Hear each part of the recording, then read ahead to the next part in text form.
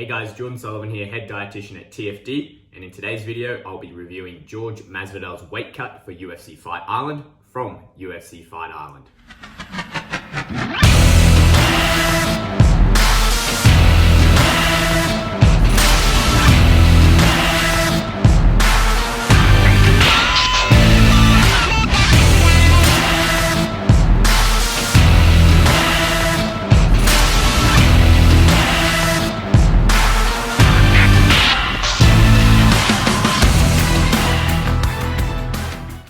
Alright guys, we'll get started, but I just want to let you know that obviously I am in UFC Fight Island. It's a really cool, really great experience. However, in doing this video, I don't have access to my normal filming equipment. I don't have my camera, I don't have my recording equipment. I'm kind of just using my laptop and my phone in my dodgy little setup. But I thought it'd be really cool to do this from Fight Island and see if I can see anything there that, maybe change the process and be like, oh, that's because it happened in Fight Island or whatever. This was Jorge's fight coming up against Kamaru Usman, where Gilbert Burns tested positive for COVID. And then Jorge Masvidal stepped in pretty short notice. I think it was on like a week or two. But I know in the media, there was a lot of hype about this and how big of a weight cut it had to be. And yeah, he put out this video. So let's get to it. Let's have a review. The internet here is not great, so bear with me too, if I have one criticism of Fight Island so far.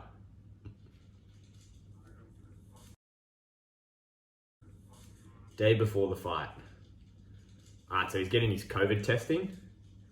These COVID testing guys are super nice, by the way.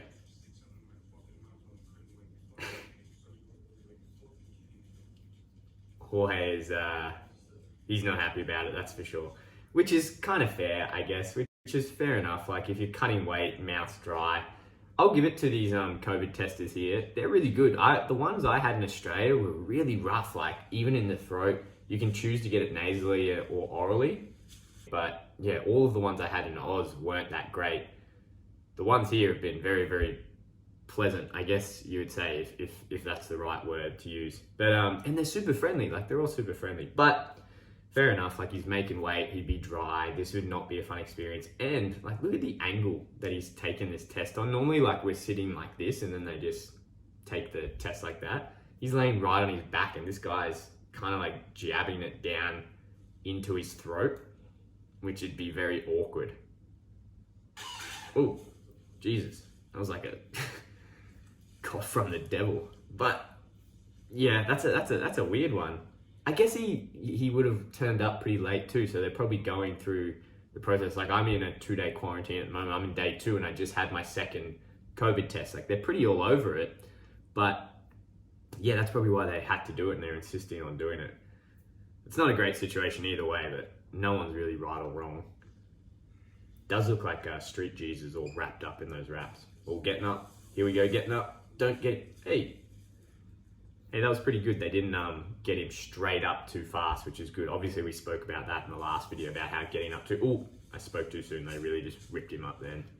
But I don't really know like how far along he is. I guess he's getting a weight now, so let's see. 174 pounds, 3 hours before the final weigh-in. So 174 pounds, let's do some maths here. 174 pounds is 1.8 kilograms, which in 3 hours is not too bad, depending on what you did in the days leading up. So this video is titled, Jorge Masvidal nearly passes out losing 20 pounds in 6 days for UFC Fight Island. So 20 pounds is, how many pounds is that in kilos? 20 pounds, which is about 9 kilos. So he's got 1.8 kilos. So he did 9 kilos in 6 days. So 9 kilos. So that works out that he cut about 10% of his body weight in these 6 days, which isn't that crazy, especially by our standards and by what most academics, most researchers, academics, and well-educated practitioners in the field will tell you can be done pretty safe if you use the correct fight camp strategies to build up to a fight week where you utilize the right acute weight loss strategies or fight week strategies, say where you're loading up with fiber and making sure that they're loaded with glycogen and have lots of water and lots of salt. So when you take those things out, they respond really well. So this is a short notice fight. So I'm going to say it's pretty safe to say that they probably didn't have the fight camp period unless he was staying ready, and he did. But yeah, let's see, like 3 hours before final weigh-in, 174 pounds isn't really that bad. And overall, during the week, that's not a crazy amount of weight to cut. And I'm going to assume in Fight Island, like the UFC PI guys like Clint Wattenberg, Charles Stuhl, and Chef Mario, they look after everyone. So I'm assuming they're utilizing those acute weight loss strategies. So straight off the bat, without watching this, I'm going to assume that this might not have been as crazy as what the media made it out to be. But again, there's a lot that goes into that. Did he execute those strategies? And what did he do in this rapid dehydration phase, which we're watching, which even if you did all of this right, if you stuff this up, can be super high risk. So let's see. He's walking around. He looks pretty good though. Like, he doesn't look too drained. And he's like walking, talking. Do you want the hot water? I think so. I think he just said he doesn't want to do the wraps, which is fair enough. Like, mentally, the wraps can be really tough. I will make a note though that these rooms, I don't know if you guys can see, like the rooms here, I'm in the exact same room that Jorge's in. Maybe, it looks very similar. Is that like, they're like built for weight cutting. It's crazy. Like, I'm talking to all the guys and we were saying, hey, like, these rooms are fantastic because where he is now in the bathroom, massive tub, and the door, I don't know if you can see it, like just there, it's a sliding door, and right behind it is the bathtub. So you can, and you've got the bed there if you want to lay out there. It's a really good setup to do this and have like a lot of people around, which is another thing. He's got his whole team around, a lot of support, which is really good. It's got the ice.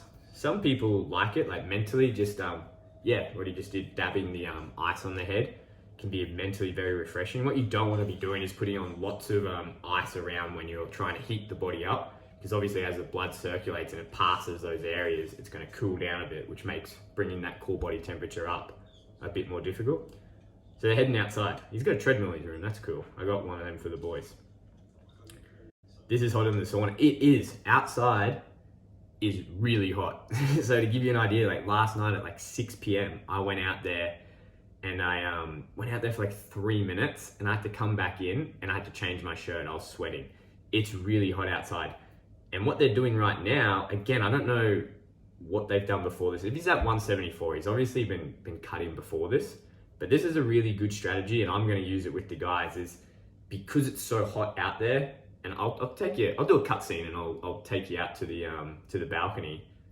But because they're out there, what happens is this room in here where I'm sitting is all air conditioned. I think my thermostat is sitting at like 19 degrees, which is quite cold. Like I could easily be wearing tracksuit pants and a hoodie right now and it would be very comfortable. But going from this environment out there gives the body time to acclimate to the heat, so they can bring the heat up and start slowly bringing that core body temperature back up a little bit before he has to jump in the bath, because being in the bath and being in the hot water is quite mentally taxing. And so if you're cold from being in this room, which is, set at 19 degrees, and then you go in the hot bath, that's quite a temperature change. And you're probably wasting 10, 15 minutes just getting your body temperature to come up. And then it's kind of like, okay, 10, 15 minutes, now let's start. Whereas what they're doing right now is a pretty good idea. Again, I don't know like how dry or how they did their water load, how much water does he have to lose, like I guess we'll find out going, but that's a pretty good thing. I'm a bit of a fan of that and I'm going to use that with the guys this week. He doesn't look too bad, like he doesn't look drained or anything, he doesn't look happy, but no one really looks stoked to cut weight.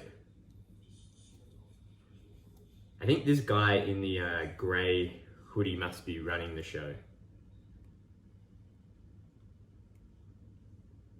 I don't know if they're like using this to heat acclimate, which would be cool if they are, but if they're using it to sweat, I don't know if it might work. I doubt it. I don't know how hot it is. It's like, I think it's like 38, 40 degrees here at the moment, which is like, okay, but I don't necessarily know if you're that far along in your dehydration phase that would be hot enough to induce sweating. You only have to induce sweating, you just got to get above your core body temperature, 37.5 degrees, and you should theoretically start sweating. But I know from doing this many times is that the further you get along, you have to kind of be a little bit hotter, and it's because you're bringing water in, like we spoke about in the last video. You're bringing water from deeper in the body, I guess is a good way to visualize it. You're just bringing it from, it's not just in the blood and right near the skin. You're going to come from the interstitial space, the extracellular fluid, and then, you know, if you're really pushing it, which I hope he's not doing, is the intracellular space. So let's see. Yeah, but he didn't lose shit though. He didn't lose a thing. Yeah, like I guess like sitting out there, you're probably not going to lose a thing. But he's up, he's walking, he doesn't look too bad. He's not like when we did Till's video. That was way worse. Hey, he used the guardrails, like the safety rails that come in really good, and he's got like good support network around him. If anything happens, someone's there. He's using the rails and coming in really slowly. That's really good. Kind of just collected himself. A lot of guys do this, like mentally get ready to sit in the bath. Coming down really slow, using the rails. I really like that.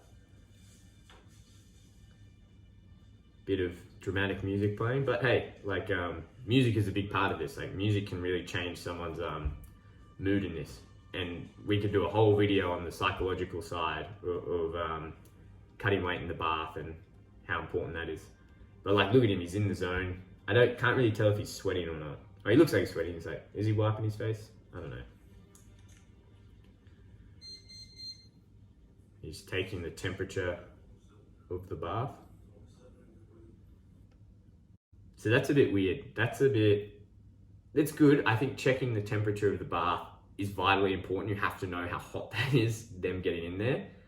Using that gun is a little bit problematic, and the reason I say that is because I'm pretty sure he just said 107, which in weird person language, 107 translated to normal person language is 41.6, which is, you know, if he's a bit further on in the weight cut, he probably has to put the temperature a little bit higher. 41.6 is good. You never want to really go above like 44. I know about 48 degrees, you can get 3rd degree burns within 5 minutes or within 20 minutes, one of the two. You never really want the bath to be hotter than 44 degrees. The problem with shooting it with this gun is that you're shooting the surface level temperature. And so obviously this room is very cold, and you can't really close up the bathroom. And so what happens is that heat will be evaporating or coming off the top of that bath. So when you're shooting that gun, it's taking the temperature of the surface of the water, which is going to be the coolest part. So yeah, that might be whatever he said, 107 or 44 degrees or 41.6 degrees, sorry, at the top. But if you stuck your hand down there and went deeper, it could be much hotter, like 44, 45, 46. That's where you get like really risky, and it could burn the athlete that's in there. That's why when we do it, we have probes, like garden probes that you can stretch out. We put it at one end of the bath where the water's coming in, and then we've got it at the other end of the bath where the athlete's chest is sitting, and you put it in. So it's not only just seeing what the temperature is on the surface, you're seeing what it is right down low. So you can get a gauge, okay, well, what is the real temperature of this water? Like him taking the temperature is good. I probably wouldn't put too much stock into like shooting that gun on the surface, but good on them for keeping it mindful.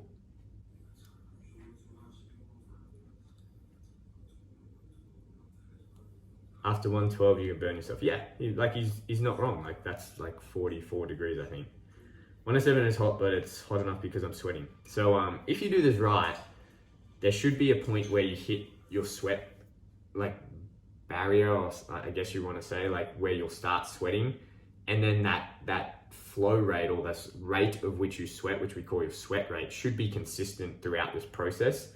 If you've done those acute weight loss strategies correctly, and you've done a good water load where in this position right now, there's still a decent amount of fluid and a good amount of fluid in the body, you should be sweating consistently. So it doesn't matter if you do, like if you get in here and you do 20 minutes and then hop out and then get back in and do 20 minutes, theoretically, if you've done the process all the same and you are hydrated, you should be sweating the same amount. I don't really know what's going on, if they're doing timing, if they're doing whatever, but it's really good to be mindful of that so you can plan, okay, we check weight, we've got this much. I know that in 20, 30, 15, whatever amount of minutes you're doing in this thermal exposure, whatever it is, bath, sauna, whatever, you know, and you can predict how long you need to be in there. But I'm not quite sure. You don't really know with this video, but it's always good to know. But he's sweating, which is good. He's sweating. I don't know if they're putting like why they're dry. Oh no, I don't like. Again, coming up too fast out of the bath. That orthostatic hypertension that we spoke about, the blood pressure dropping. I'm not a big fan of that. I've never really seen white people with wet towels either, unless they're like ice towels, which I get if you're putting it on the forehead and doing whatever, but we can talk about that. Like, you never really want to go from like a hot to a cold really fast either, because that's going to cause issues and people could pass out. And he got up pretty fast then, so I wouldn't be surprised if feeling like, okay, he's going into a shower. I'm assuming that's a cold shower. That's not a good idea. That's not a good... Ooh. Hey, there we go. He nearly fainted then, that's probably a cold shower as well, but coming up too fast out of the bath, it's that orthostatic hypertension come up, like we spoke about, blood pressure drops, that vision can go and you can get really faint, and it's good that he's got the people around, but that's a big no-no. Use those rails, help the guys like come out, sit on the side of the bath, come down to turtle. That being a cold shower, it's not a bad idea. It's good to like stop the body and really reduce that risk of heat stroke and overheating in the body, but it's got to be slow and it's got to be like strategically phased. So it's like, okay, come out of the bath really slow, sit on the edge, come down to turtle, get your breath, like reacclimate to the temperature of the room slowly. Okay, let's go from turtle, stand up slow, come to the shower, maybe start the shower on like a mid-warmish temperature and slowly bring it back to cold, because otherwise he's just come from sitting in that bath where all of the blood's going to the extremities to get sweat to release that heat, and then you go from like quite a hot environment to a really cold environment, and the body, when you're in cold, wants to bring blood back into the core, into the central. So that shift of blood as well could be causing like a blood pressure drop, and that's maybe why he wasn't really in the shower that long. But getting up too fast and going straight to a cold shower is not probably the best idea. Again, like the reason behind it is good. It's probably the execution isn't as good as it could be.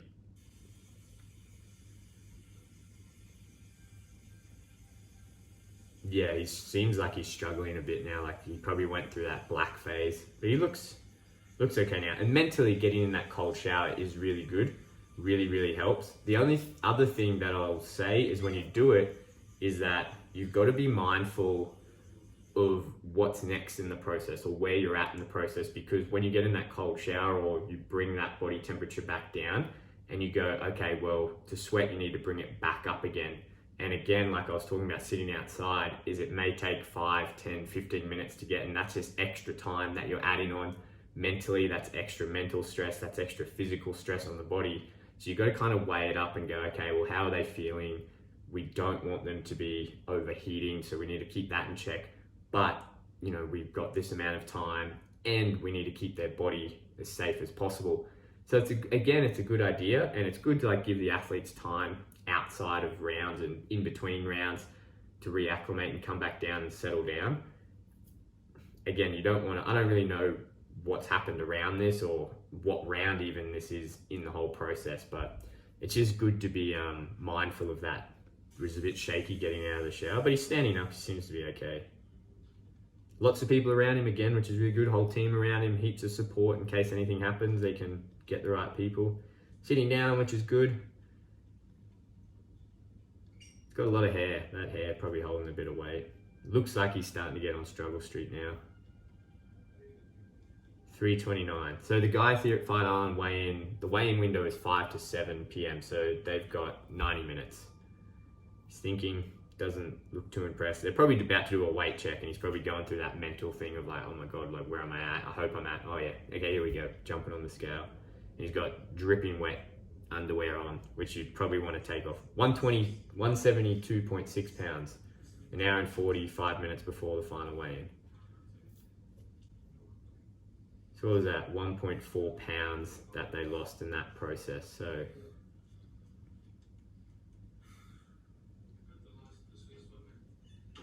So that's like 636 grams in, yeah, that's not too bad. That's not too bad. Depending, like, I don't know what his sweat rate is. I don't know where they're at in this process. I don't know what round this is. But that could be a normal amount, or they could be all freaking out and going, okay, well, the sweat rate is like slowing now, and it's like, that's a bad sign where it's like, we might be dehydrated and pushing this.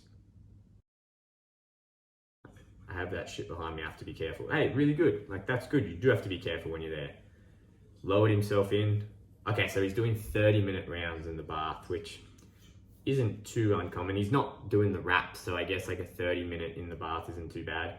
Mentally tough, like 30 minutes in the bath is mentally tough, especially if you haven't heat acclimated. What we do with a lot of our guys is we do like bath training for heat acclimation. So when they get into that point when it's okay, time to make weight and do this rapid dehydration, they're very mentally comfortable with being in the bath, and their body is like very used to sweating in that environment. And to be fair, we can build up like probably two of the guys that I'm with this week. We could build up and probably get up to an hour in that bath and then be pretty good. And again, you want to be really mindful of like overheating, but that thermal exposure is still quite bad for that long. But again, it's like we do this every week for 8 to 12 weeks. Even outside of camp now, I get the guys to do it and do sauna sessions, bath sessions to get their body used to it. I would not recommend anyone do like more than 10-15 minutes if you haven't done any of that heat acclimation and you're just jumping in willy-nilly. Definitely don't do that. 30 minutes could be bad, but he could just be mentally tough and just toughen it out, or he could have been heat acclimating in the lead up to this, or just in his normal camp or his normal out of camp routine. We don't really know.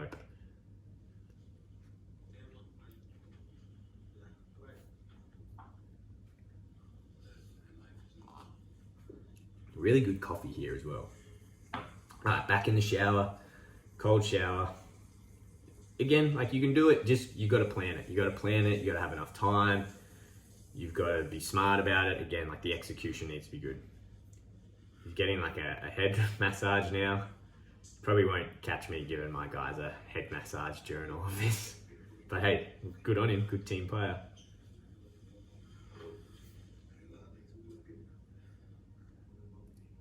And he's putting his legs up. I kind of like that. Have you seen like jiu-jitsu when at competitions, if someone gets choked out and then like the ref runs over and like rips their legs up?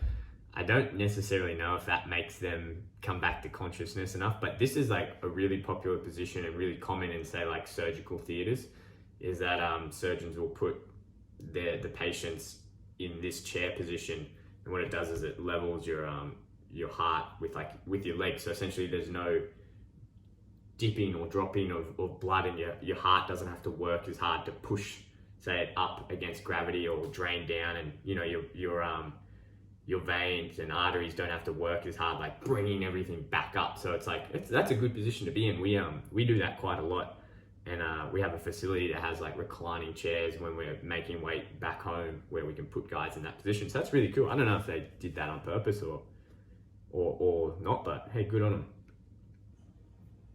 And they're wiping his beard. His beard would have a little bit of water, not a lot. You see a lot of people like shave their head, and you probably only get like 50 grams. I think if you get to the point where you need to like shave your head or your beard to make weight, or like girls especially need to shave their head, you probably stuffed up a long time ago. I would personally never put any of my female athletes through that.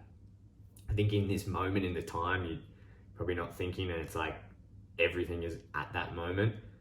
But I think afterwards, just imagine how you feel the next day.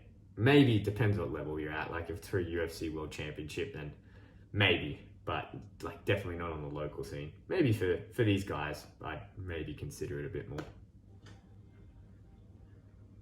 Deep head massage. Definitely not doing that with any of the boys this week. I needed 2 pounds and I had on shorts. So really, if he's drenched and he's got 2 pounds, he should be fairly close, but I don't know. And the other thing is that It's the scale game. You're using this scale. Hopefully they've calibrated. I haven't been out of quarantine yet. Hopefully we can run down and calibrate our scale to the official UFC scale here. But you always have this like scale game that you play where if you can't calibrate it, you're always like, okay, well, is this scale accurate? Is it not? And then like for Fight Island, we've got to go down, you've got to make weight, and then they drive you over to the official weigh-in. So yeah, you don't want to really be playing around with that, because if you get down here and they're like, hey, your scale was off by a kilo, and you go, oh crap, like I've got 2-hour weigh-in window, I've got to go up, I'm stressed, I'm pushed to the limits or whatever. Avoid all that and calibrate your scales always. Always calibrate, no matter even what level you compete at, like even if it's local or whatever, message the promoter and see if you can calibrate your scales against theirs. Don't play the scales game. I've had too many stressful scenarios or too many stressful situations where we played that scale game, and it's not fun.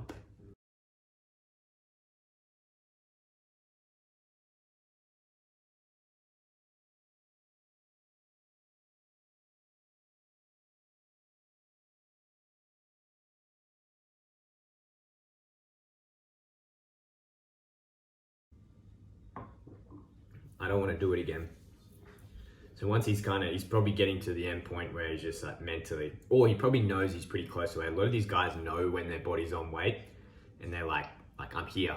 Like Israel's really good at that. Like he'll just say, yep, I'm done. Like he'll just call it during the cut and he says, I'm on weight, and take it off, and sure thing, he's on weight. Most of the guys are really in tune with their body, so they know when they're on weight.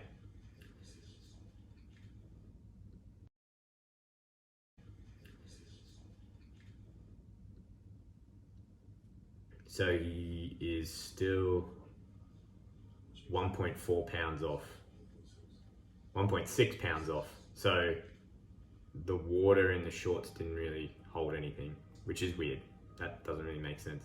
But hey, look, he got back in there. He looks all right. Like his face isn't too gaunt. He's up, he's moving around.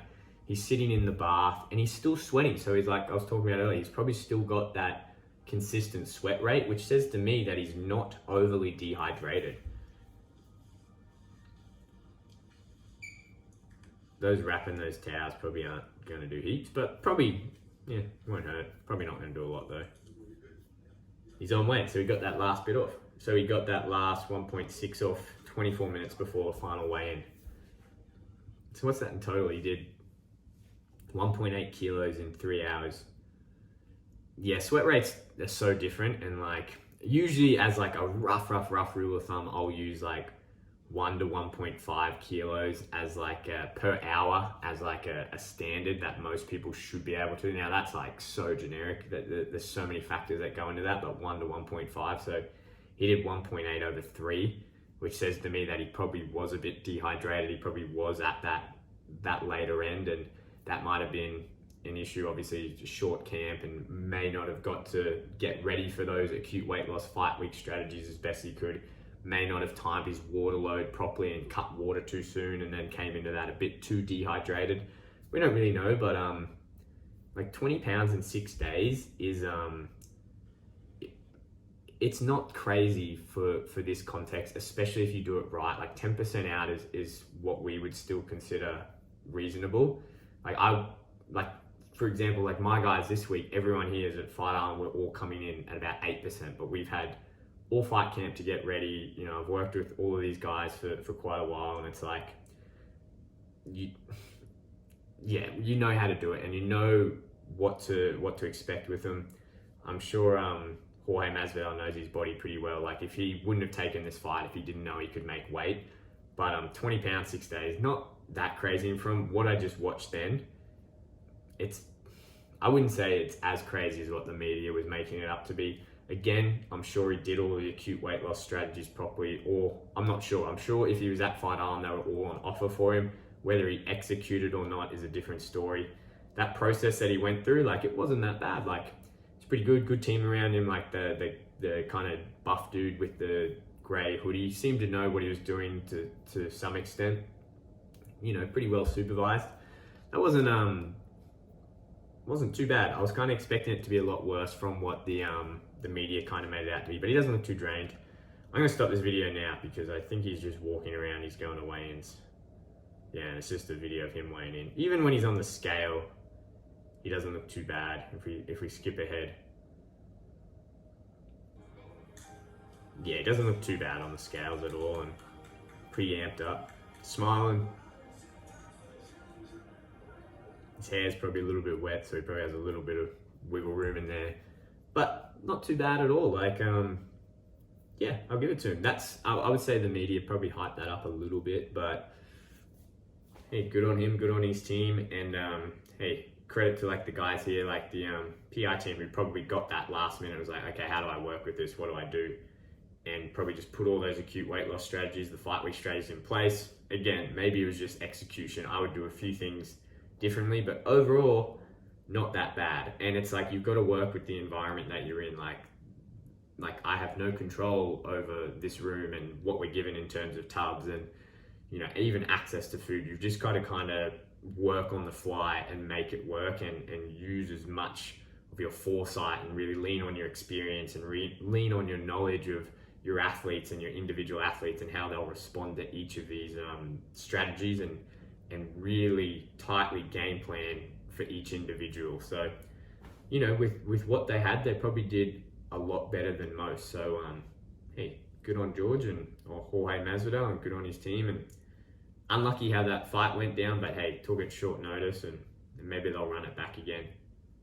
But anyway, guys, that's the second one. I've actually got to go back. I could go on a bit more and talk about other things. I have to go do some work. I am here working, and huge event for us, huge event for City Kickboxing. I think we're going to go 4-4. I'll probably put this video out after the fact. Super calm with the boys.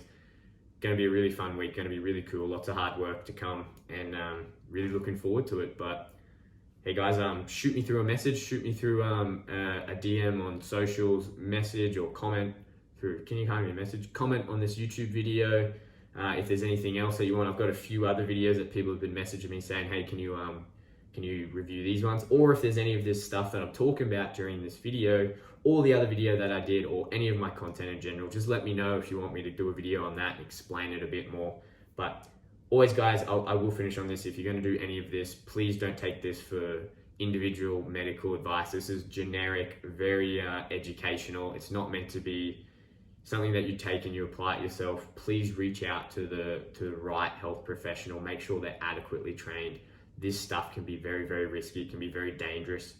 Take it seriously and work with someone who knows what they're doing. Get all the assessments done. Plan your strategy. Plan your fight camp strategy, your acute weight loss strategies, and your dehydration strategy. Plan your hydration, your reload, everything. Just do it properly, guys. It's not worth, with the knowledge that we have today, it's not worth, and there's absolutely no need for you to put yourself through a bad weight cut. So anyway, guys, I'll stop going on. I'm going to get back to work, but thank you guys so much for watching, and let me know if there's anything else you guys want to see. All right.